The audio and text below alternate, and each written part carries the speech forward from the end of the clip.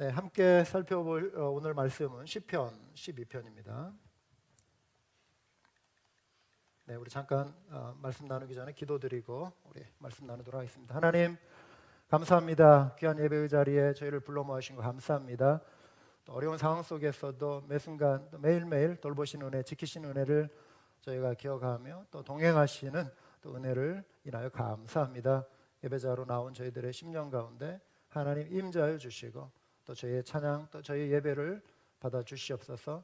이 말씀이 우리의 신비 가운데 새겨지고 하나님의 음성을 말씀을 통해 듣고 돌아가는 시간 되게 하여 주시옵소서. 허락하신 은혜에 감사해서 올려드린 예물 주의 나라 영광에 하여 사용하여 주시옵소서.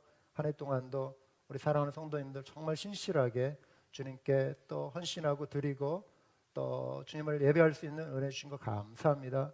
때를 따라 돕는 은혜로 이후로도 지키시고 돌보실 것을 믿고 감사하며 예수님의 이름으로 기도합나이다. 아멘. 네, 시편 12편 6절 한 구절 말씀 우리 한 목소리로 같이 읽도록 하시겠습니다. 여호와의 말씀은 순결하며 흙 도가니에 7번 단련한 은 같도다. 아멘. 여러분 누군가 여러분에게 만약에 막 거짓말을 막 이렇게 해대거나 거짓 행동을 이렇게 보일 때 여러분 마음이 어떠시겠습니까? 많이 상하시겠죠? 우리는 그런 것을 이렇게 과거에 또 경험해 보았던 우리들이죠. 믿었던 사람이 거짓을 말하거나 약속을 지키지 않거나 또 배신을 할 때 우리는 상처를 받고 또 심지어 관계가 깨지기도 합니다.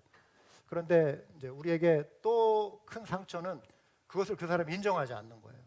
거짓말한 게 뻔한데 그것을 잘못했다고 말하지도 않고 용서를 구하지도 않고 그것을만 부인할 때 그것은 우리에게 더 큰 상처가 되는 것이죠.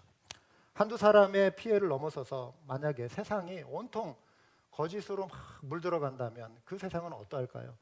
거짓이 지배하는 세상, 불의가 판을 치는 세상, 사회 질서가 막 무너지고 굉장한 혼란이 찾아오겠지요. 예를 들어서 여러분 중대한 범죄를 범하고도 힘이 있으면 목소리 크면 그냥 이렇게 넘어가는 것, 거짓이 승하는 것, 그리고 범죄에도 그것이 잘 드러나지 않는 것, 이러면은 사회적으로 큰 어려움이 있잖아요. 그래서 이러한 무질서와 혼란의 피해를 막기 위해서 이제 국가 차원에서 이런 수사기관, 정보기관을 두고 또 이렇게 운영하지 않습니까? 미국 같으면 FBI가 있고 또 CIA가 있고 또 다른 어떤 이런 수사기관들, 우리가 알지 못하는 그런 전문 수사기관들도 많이 있습니다. 가까이는 경찰도 있고 검찰도 있고 그렇죠. 이와 관련해서 전직 CIA 요원들이요, 이제 그 기밀 그 단계가 이제 벗어나서 이제 허락을 받고 이들이 과거에 있었던 그들의 수사 경험 그런 기록들을 모아가지고 책으로 출판한 게 하나 있어요. 제가 그것을 이제 이렇게 쭉 한 권을 쭉 이렇게 살펴봤는데요. 필립 휴스턴이라고 하는 분이 쓴 Spy the Lie, 한국말로도 번역이 됐어요. 거짓말의 심리학이라고 하는 책 제목입니다. 수사관들이요, 범인으로 이제 의심되는 사람이 있으면 붙잡아다가 신문을 하잖아요. 이제 이 사람의 그 범죄 여부를 가리기 위해서, 자백을 받아내기 위해서 이제 질문하고 신문하는데, 어떻게 신문을 할 때 그 범인의 그 거짓을 딱 이렇게 밝혀낼 수 있느냐, 그냥 마구 질문을 던져가지고 되지 않고 또 질문도 요령이 있다라고 하는 것이죠. 그 책에 이렇게 내용들 이렇게 보면은 사람들은 거짓말을 할 때 어떤 신호가 있다는 거예요. 몸짓으로도 신호가 있고 말투나 억양이나 이제 이런 행동 속에 대화 속에 답변 속에 그 신호가 있대요. 근데 이 전문가들은 그것을 많은 사람들을 경험해 보니까 그거를 캐치해내는 거예요. 그리고 그것을 이렇게 이제 정리해 놓은 것이죠. 예를 들자면 이제 질문에 아예 대답을 하지 않는 경우, 그냥 묵묵부답, 묵비권, 그리고 불리하니까 어떤 경우는 또 분명하게 또 부정을 하지 않는 경우, 또 대답을 꺼리거나 거부하기도 하고요. 또 상대의 질문을 반복하는데 뭐라고 그랬죠? 하면서 이렇게 막 따지듯이 이렇게 물어보는 거. 또 일관되지 않는 진술을 하기도 하고요. 오히려 막 화를 내기도 한대요. 공격적으로 다시 어떻게 나를 막 이렇게 막 뭐라 할 수 있어요 하면서 공격적인 태도를 보이기도 하고, 또 지나치게 짧거나 아니면 장황하게 긴 대답을 하기도 하고, 또 과도하게 정중한 태도를 보이기도 하고, 또 이제 선택적 기억이라고 하죠. 잘 기억이 안 납니다. 뭐 옛날 청문회 같은 거 하면은 그냥 곤란하면 잘 기억이 안 납니다. 뭐 이런 식으로 하는 선택적 기억이라고 합니다. 그거를. 그리고 또 심지어 신앙을 이용하기도 한다는 거예요. 심지어 이제 그 책 내용에 어떤 사례가 나왔는데 어느 한 오피스 안에서 어떤 한 남자가 어떤 여성의 그 직원의 지갑에 손을 댄 거예요. 많은 것도 아니고 20불짜리 지폐 2장 40불을 훔쳐낸 거예요.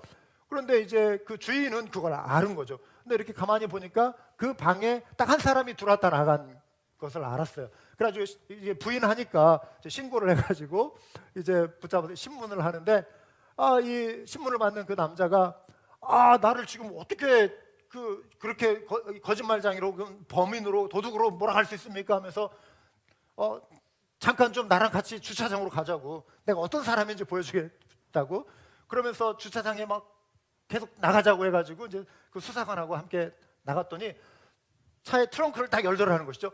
거기에 성경책이 꽉 차 있는 거예요. 이 사람은 평소에 여기저기 다니면서 성경책을 나눠주는 그런 사역을 하는 사람이었던 거예요. 내가 이렇게 지금 성경책을 나눠주는 사람인데 내가 그 40불을 훔칠 사람입니까? 신앙을 이용하는 것이죠. 성경책을 나눠주는 것 그 자체는 귀한 것이지만 그 말에 속지 마라. 자기의 결벽을 그런 식으로 해도 속아서는 안 된다. 종교, 신앙을 이용하는 경우도 있다라고 하는 것이죠. 여러분 이제 시편 12편을 보면은 다윗이 지금 거짓으로 가득한 세상을 고발하면서 하나님의 도움을 요청하는 그러한 기도로 시작되는 시입니다. 여호와여 도우소서, 경건한 자가 끊어지며 충실한 자들이 인생 중에 없어지나이다. 그들이 이웃에게 각기 거짓을 말하며 아첨하는 입술과 두 마음으로 말하는도다. 이 내용을 지금 다윗이 소개하고 있는 거예요. 다윗이 지금 왕위에 오른 그 시점이 아니라 그가 여전히 힘이 없고 피해 다니고 연약한 그런 상태의 정황인 것 같아요. 어떤 상태인지 정확하게 그 시대적인 배경은 나와 있지 않지만 그가 어찌 해볼 수 없는 그러한 그 세상이 지금 마구 이렇게 거짓된 모습으로 돌아가는 그 모습을 냉철하게 관찰하면서 하나님께서 이 불의한 세상으로부터 의인을 보호해 주십시오, 의인을 구원해 주십시오 라고 부르짖는 기도의 시입니다. 사람들은 여러분 왜 거짓말을 할까요? 또 거짓을 하고도 왜 그것을 인정하지 않을까요? 당장 눈앞에 보이는 어떤 손해, 또 어떤 잘못에 대한 처벌을 의식해서 그런 것이죠.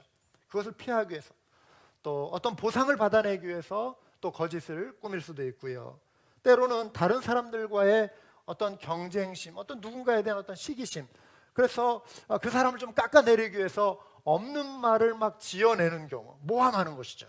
그래서 그 사람을 곤란하게 빠뜨리고, 그래서 내가 그 사람 대신에 어떤 그 자리에 오르기 위해서, 이게 세상 속에서 어떻게 그런 일이 있을 수 있지 하지만 이 세상 돌아가는 어떤 모습 속에서는 이러한 일들도 다반사로 일어나고 있는 것이죠.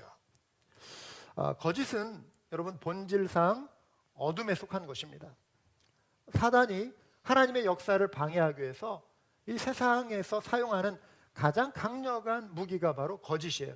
성경은 그래서 사단을 거짓의 아비라고 말하고 있고요. 또 요한계시록 12장 9절에 마귀는 온 천하를 꿰는 자라고 그랬어요. 꿰는 자라고 하는 것은 속이는 자다. 성경에 기록된 최초의 거짓도 에덴 동산에서 일어나지 않았습니까? 사단이 거짓말로 하와를 속였어요. 하나님이 분명하게 말씀하셨잖아요, 아담에게. 아담이 하와에게도 그 말을 전해줬죠. 선악을 알게 하는 나무의 열매는 먹지 말라. 네가 먹는 날에는 반드시 죽으리라. 아담에게 그 말씀을 하셨어요. 하와도 이것을 잘 알고 있어요. 사단이 하와를 그런데 거짓말로 속이지 않습니까? 너희가 결코 죽지 아니하리라. 하나님은 죽으리라 말씀하셨는데 결코 죽지 아니하리라. 사단이 속이는 것이죠. 그리고 그것을 먹는 날에는 너희 눈이 밝아져 하나님같이 될 것이다. 인간에게 있어서 가장 큰 유혹 중에 하나가 이거예요. 하나님과 같이 된다라고 하는 거예요. 우리 인간은 끊임없이 하나님처럼 되고 싶어요. 내가 내 삶의 주인 노릇하고 내가 주관자가 되고 내가 통치자가 되고 하나님을 인정하지 않고 하나님을 내 삶의 영역에서 자꾸만 몰아내려고 하잖아요. 내가 통치할 수 있는 영역을 자꾸 만들려고 하고 나의 해방구를 만들려고 하고 하나님을 인정하지 않는, 이게 우리 인간의 교만이고 우리 피조물의 어떤 탐욕이죠. 하나님께서 싫어하시는 것이 이 피조물이 창조주의 역할을 하려고 하는, 이게 사단이 지금 회방하는 거, 이 완전 메스업 시키는 거잖아요. 이 피조물의 세계를 온통 혼란하게 하는 이 죄가 지금 이 아담과 하와에게 이 거짓을 통해서, 거짓의 영의 장난에 의해서 들어온 것이죠. 그래서 하나님과 같이 되어 선악을 알 줄 하나님이 아심이니라. 그러니까 하와가 혹하고 넘어갔잖아요. 그래서 아담과 하와가 범죄한 것입니다. 사단이 거짓말을 했어요. 그리고 인간으로서 이제 본격적인 거짓말이 놀랍게도 아담과 하와의 아들, 장남 가인에게서 나오지 않았습니까? 동생을 시기했어요. 아벨의 제사를 하나님이 기쁘게 받아주셨어요. 자기의 제사는 하나님이 받지 않으셨어요. 화가 났어요. 하나님 앞에 인정받지 못했고, 아벨이 인정받았어요. 분노했어요. 아벨이 미웠어요. 아벨을 따로 불러다가 들판에서 쳐서 죽인 겁니다. 땅에 묻었어요. 하나님이 그걸 다 하셨어요. 가인을 떠보기 위해서 네 동생이 어디 있느냐, 아벨이 어디 있느냐 물으니까 가인이 하나님이 다 보고 계셨는데도 불구하고 하나님 앞에서 정말 천연덕스럽게 거짓말하지 않습니까? 나 모릅니다. 내 동생 어디 있는지 알지 못합니다. 내가 내 동생을 지키는 자입니까? 이런 식으로 하나님 앞에 거짓말로 나온 거죠. 하나님의 심판이 두려웠기 때문입니다. 두려움 때문에 그런 것입니다. 하나님이 모든 것을 알고 계신데 거짓으로 둘러댄 것입니다. 자, 세월이 많이 흘렀어도 이 시편이 기록된 그 당시, 지금 변화되지 않고 있습니다. 인간 세상, 이 본질은 크게 변화되지 않았습니다. 오늘 본문 이 시편 12편을 보면 다윗의 시대에도 악한 자들이 거짓을 무기로 삼아요. 자신들의 치부와 자신들의 어떤 그 영향력을 이 거짓을 통해 약한 자들을 괴롭히고 또 죄악의 무기로 삼았던 것이죠. 여러분, 태어나 살면서 한 번도 거짓말을 안 하고 산다, 가능할까요? 여러분에게 한번 여쭤볼게요. 나는 태어나서 한 번도 나 거짓말하지 않았다. 저는 불가능하다고 생각해요. 제가 지금 단정하는 건가요? 나는 그러지 않았는데 없죠. 어떻게 거짓말 한 번도 안 하고, 이걸 우리가 뭐 정당화하자는 것이 아니라 우리 인간의 약함이에요. 거짓말 한 번도 하지 않았다? 누가 가르쳐준 것도 아닌데 보면 어린 꼬마들도 어떤 데 보면 거짓말해. 아주 천연덕스럽게 거짓말해. 그러니까 타고난 인간의 본성이죠, 거짓이라고. 이 아담의 후손인 우리가 그래요. 아담의 후손이기 때문에 죄가 우리 속에 들어왔어요. 또 보면 환경적으로 이게 학습이 되기도 해요. 학습이 돼요. 그런 환경 속에. 저도 지난 과거를 돌이켜 보면은요, 정말 뻔뻔하게 거짓말을 했던 적이 많습니다. 지금 돌이켜 보면 정말 낯뜨겁고 정말 창피한 기억들이에요. 근데 여러분들이 저의 그러한 과거를 모른다는 사실이 너무 감사해요.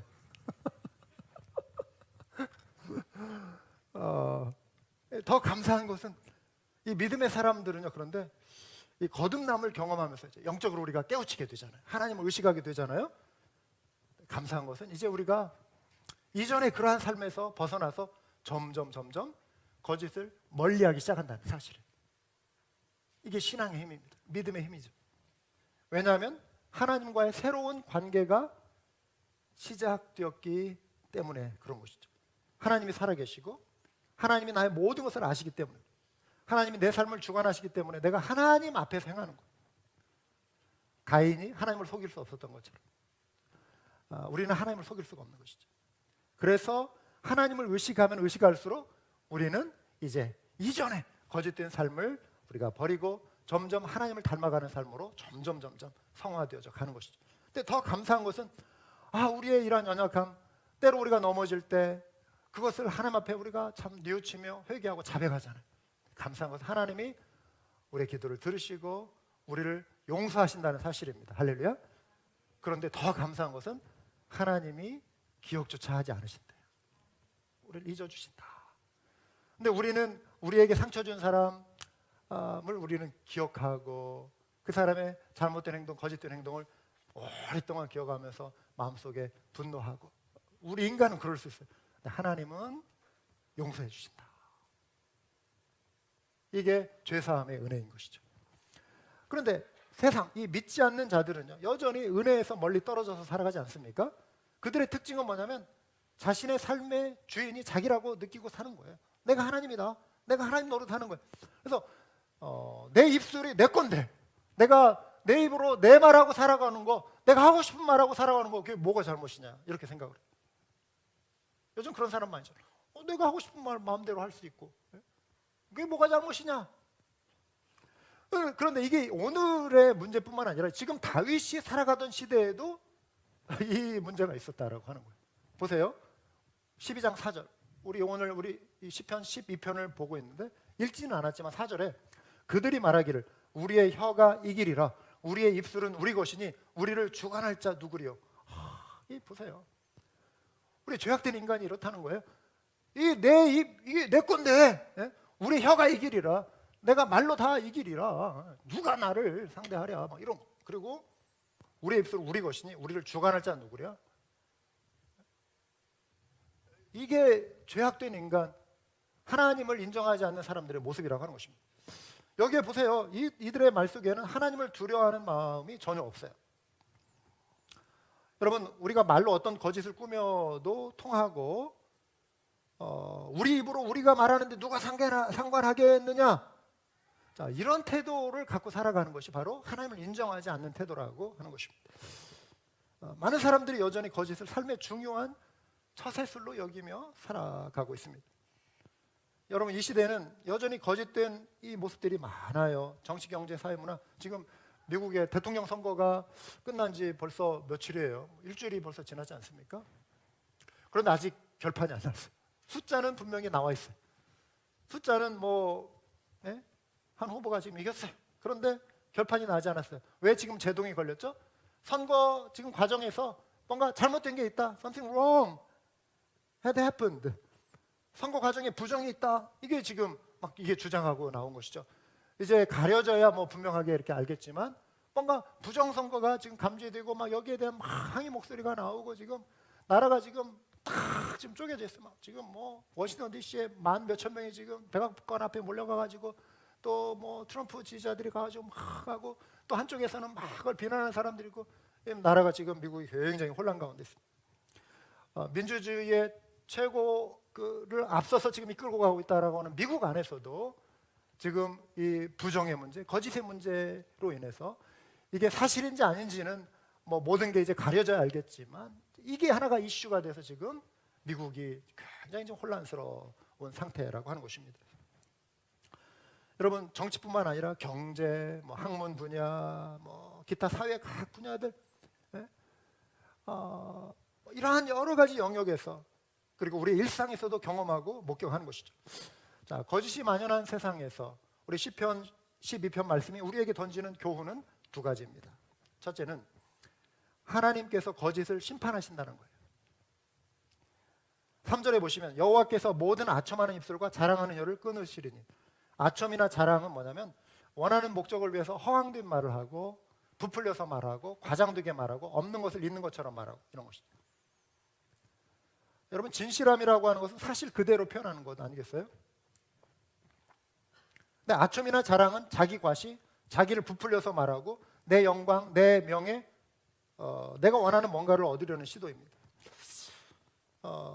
그래서 정직하고 겸손한 자는 굳이 부풀린 아첨이나 또 과대 포장을 할 필요가 없는 것이죠. 그런데 여기에 본문에 하나님은 모든 아첨하는 입술과 또 자랑하는 혀를 끊으신다 이렇게 말씀하고 있습니다. 하나님의 심판을 알지 못하는 교만한 이들은 이렇게 말하잖아요. 우리의 입술은 우리 것이다. 누가 우리 입술을 주관하리? 이렇게 말을 한다는 거예요. 다윗이 이 시를 쓸 당시에 여전히 악한 자들이 지금 활개를 치고 있는 거예요. 상황이 지금 딱 정리가 된 거 아니에요. 다윗이 또 이 상황을 정리할 힘이 없어요. 그러니까 현실 고발적인 내용으로 사실 이 시편 12편은 딱 끝을 맺어요. 하나님이 공의롭게 바로 나서서 뭔가 세상을 확 정리해버리신 하나님의 의가 아직 드러나지는 않았어요. 그래서 시편 12편의 마지막에 비열함이 인생 중에 높임을 받는 때에 악인들이 곳곳에서 날뛰는도다. 여전히 다윗이 살아가는 그 시대의 그 모습 속에 아직 왕이 되기 이전에 그 현실은 지금 악이 난무하는 시대였다라고 하는 것이죠. 여러분, 하나님의 심판, 악인이 살던 당대에 그 심판이 일어나지 않을 수 있습니다. 거짓으로 일관되어 다른 사람 착취하고 빼앗고 속이고 사기치고, 그런데 사기꾼들이 더 잘 사는 세상의 모습이 세상 여기저기에 많이 있지 않습니까? 독재자들, 권력자들, 교묘하게 사기치고 떵떵거리며 사는 사람들 많습니다. 그런 사람들 보면 참 화가 나고 분노하고.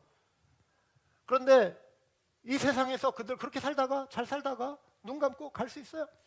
그럼 하나님 뭡니까?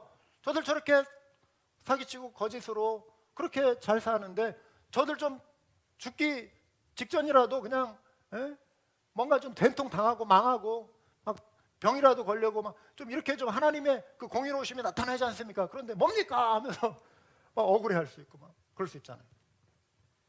그렇게 갈 수 있어요. 그런 경우가 많죠. 그런데 심판은 이 세상에서만 반드시 일어나는 것이 아니라 반드시 하나님이 마지막 때에 심판하시는 때가 있다라고 하는 걸 성경이 말씀하고 있잖아요. 그렇죠.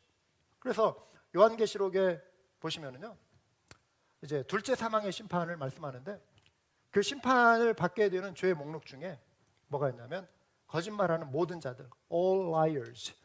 요한계시록 21장 8절에 포함되어 있어요.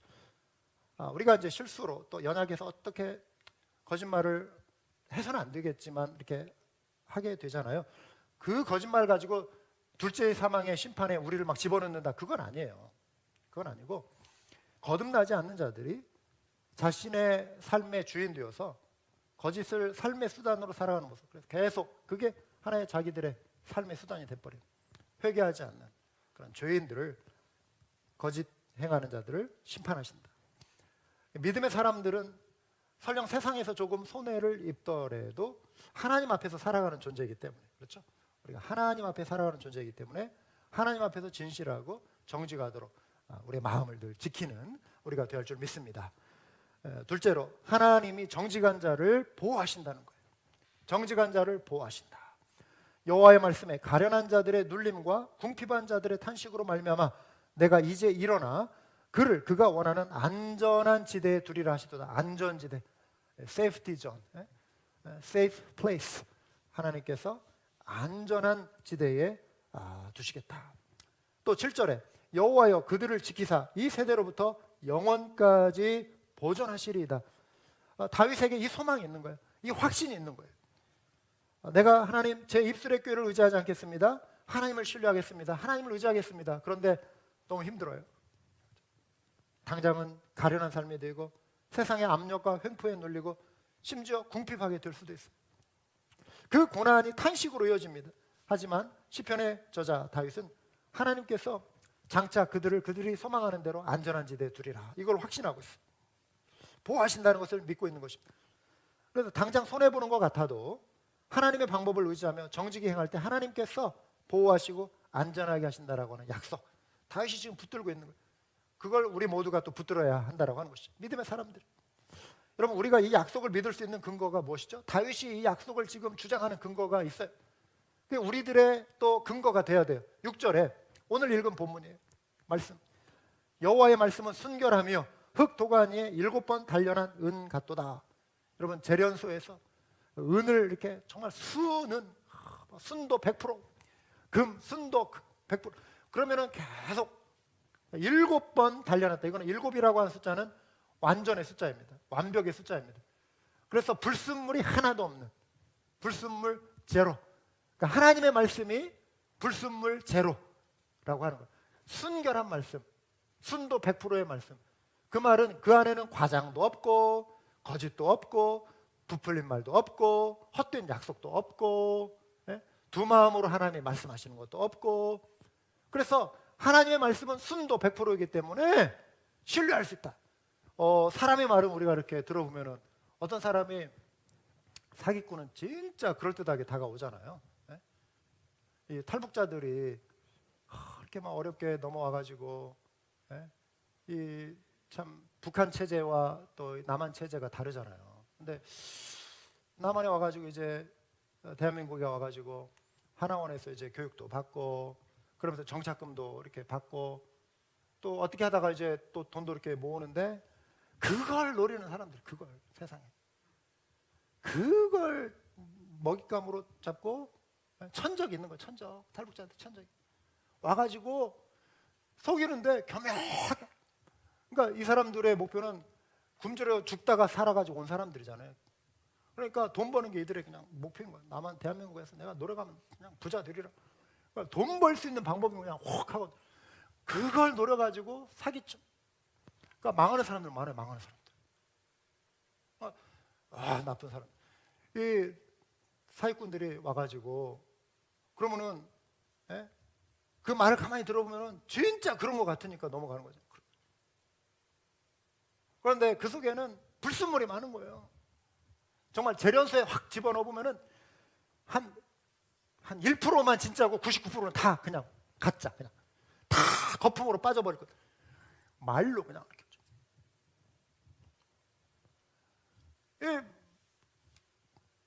거짓은 그렇다. 그런데 하나님은 7번 단련한 순도 100% 순결하시다. 불순물이 없다. 정결한 말씀.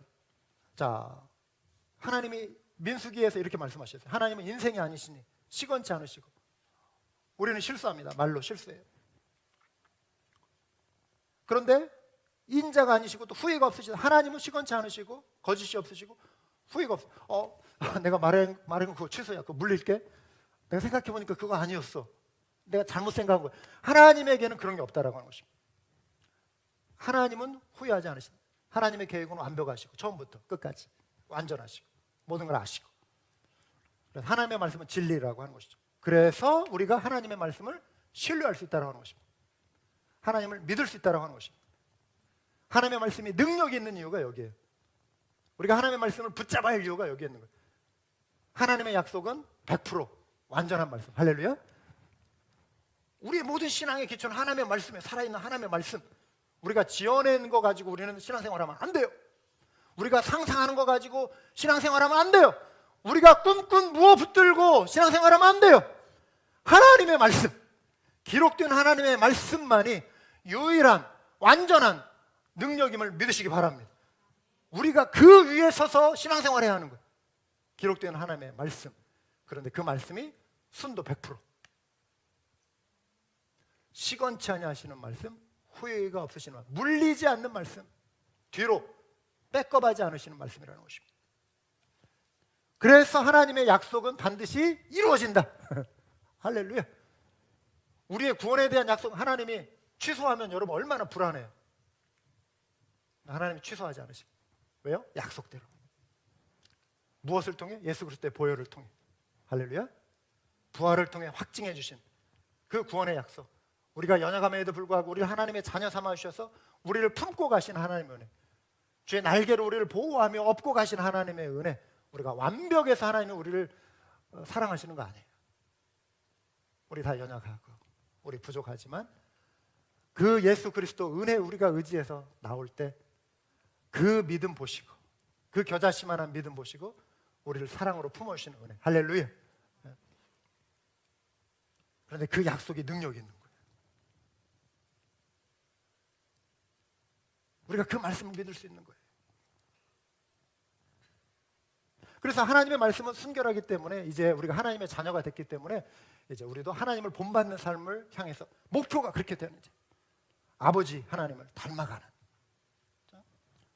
우리 육신의 아버지도 우리가 좋은 모습을 닮으려고 하잖아요. 좋지 않은 모습은 나는 이런 모습은 좀 아버지에게서 실망이야. 나는 이런 모습 닮기 싫어. 뭐 이런 일이 있으면 안 되겠지만 가능한 한 많이 닮을 수 있는 모습을 보여주는 아버지들이 되셔야 할 줄 믿습니다. 그런데 우리 하나님은 완벽하시기 때문에 다 닮아야 돼요. 그 중에 하나님의 순결한 말씀, 하나님의 아버지의 성품을 드러내는 자녀로 우리가 살아가야 돼요. 그래서 이제 우리가 노력해야 할 것이 거짓이 우리 속에 틈타지 않도록 우리가 자꾸 분별해내는 것, 경계하는 게 필요합니다. 하나님을 따라. 그래서 사도 바울이 에베소 교인들에게 이렇게 권면해요. 하나님을 따라 의와 진리의 거룩함을 지으심을 받은 새 사람을 입으라. 자, 새 사람을 입으라 하고 바로 첫 번째 적용을 하는 말씀이 뭐냐면 그런즉 거짓을 버리고 그랬어요. 각각 그 이웃과 더불어 참된 것을 말하라. 이는 우리가 서로 지체가 됩니다. 서로 책임 있는 관계. 지체가 되었는데 우리끼리 교회 안에서 만약에 같이 막 사업하자고 교인들 누구 이렇게 결탁해가지고 이렇게 했는데 처음부터 예를 들어 쏘기를 목적으로 했다면 그건 지체가 아니잖아요. 그렇죠? 서로 지체가 됐기 때문에 이런 일이 있어서는 안 된다. 그렇죠? 또 우리 형제 자매인데 누구를 이용하기 위해서 내가 거짓으로 다가섰다. 이것도 안 된다는 것이죠. 왜? 우리가 지체가 되었다. 서로 참된 말을 하면. 우리 안에는 뭐 그런 분들이 없죠. 우리 한마음교회는 그런 분들이 없죠. 또 이런 일들이 뭐 다반사는 아니죠. 가끔씩 생길 수 있는 문제일 수 있다 할지라도 이런 일이 있어서는 안 된다. 교회 안에. 여러분 부흥의 시기에는요 사람들의 언어가 바뀌는 경험을 합니다.